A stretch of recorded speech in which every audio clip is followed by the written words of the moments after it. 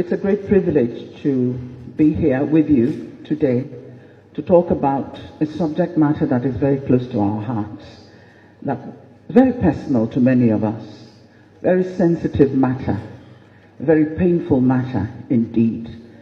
And yes, some of us have lived with some bitterness, and we make no apologies about that. We were a people in war, led into war, not by our own wishes or design, but in self-defense. No apologies, Nigeria. No apologies to the world. But here we are. I'm sorry, I'm going to stand up, if you don't mind. My name is Onyeka Onwenu, and it's not the Onyeka Onwenu that you think you know, that you read about in the papers, but the Onyeka Onwenu that was born and raised in Port Harcourt. That's correct. And the person who made that statement knows. When he says DK Onwenu, he's telling you where this person came from.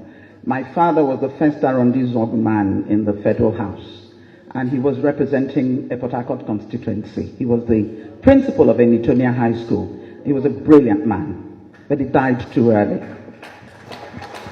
Thank you. That's my background. I'm also from Abia State. Since I am Adamazi, I'm Mwaro. Tuonu Adamazi.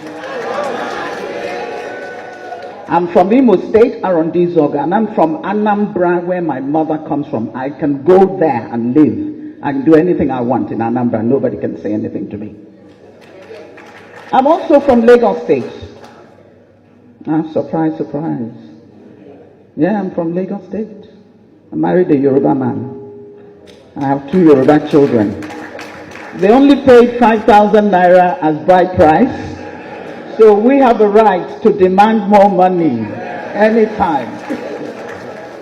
5 minutes going.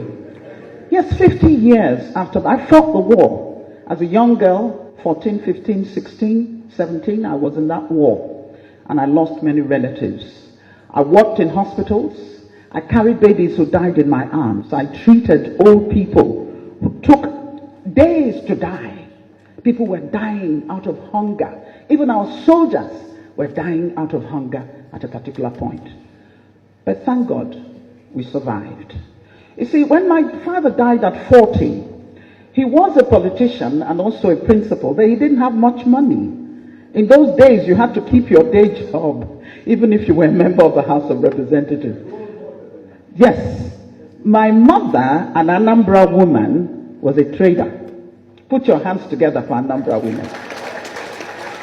She was richer than my dad, so my dad would borrow money from her to buy the land, and he never paid back. You know how it is. And my mother dares not raise the subject again. At the end of the war, I could not go back to Port Harcourt. My home was abandoned property. Those of you who come from Port Harcourt know the story. A home that a widow, my father had just laid the foundation when he died in a motor car accident, on duty.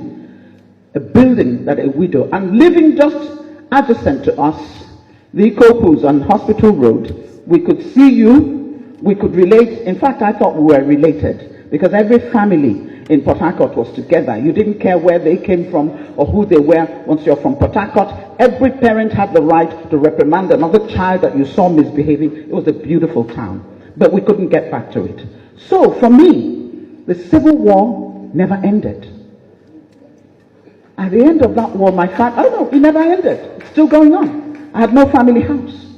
My poor mother went back to claim the property she was beating into a coma by people whom she had helped all her life and sent to school because she's an Igbo woman, and now Port Harcourt belonged to another group of people. They forgot the sacrifices that the Igbos made. It's still going on. No apology has ever been made about that. The road that is now referred to Harold Wilson Drive used to be DK Onwenu Road because of the sacrifice that people like the Onwenus, the Ikopus, you know them, the sacrifices they made in building up Port Harcourt. Here I am.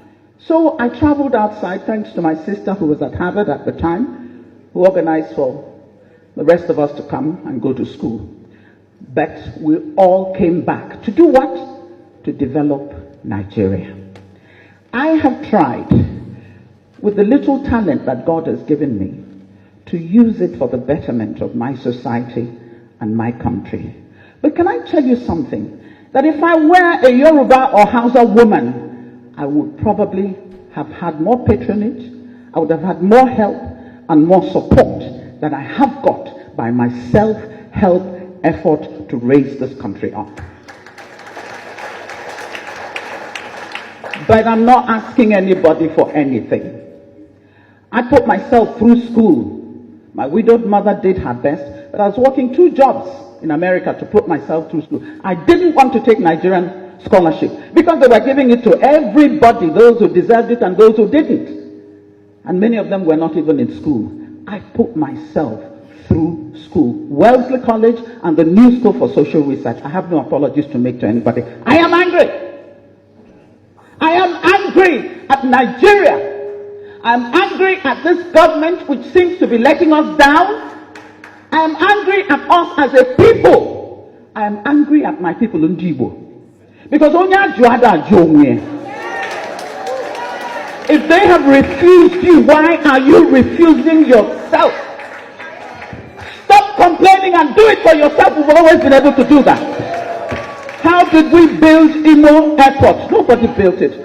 We spent how many years raising money? I know it was my equipment that was traveling all over the country for concerts. I gave free concerts to build Imo Airport. That's who we have been. And I remember in those days, Purana, Imo State Union, Purana, ZCOB, Diko Wanafa, Oputa, Ikoku, you name them, Abba Korana, that's it.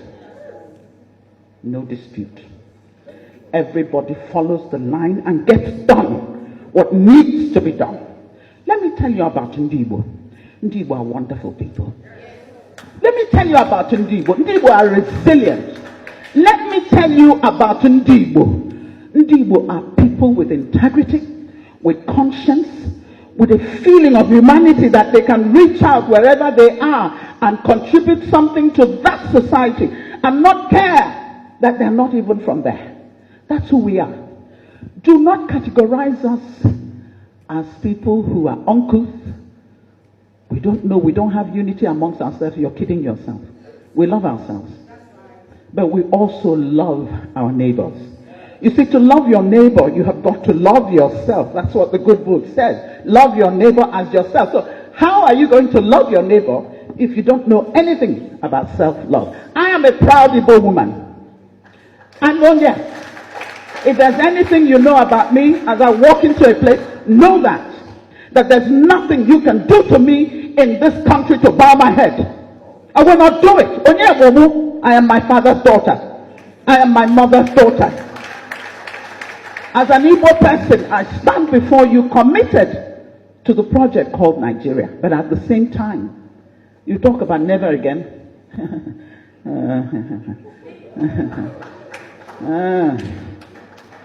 With what is happening now, never again? I don't know. But I will soon take my seat. Let me say to the rest of Nigeria, you insult us, and sometimes we do the insulting as well, and that's terrible. We've come to a stage where we have to be insulting each other so badly.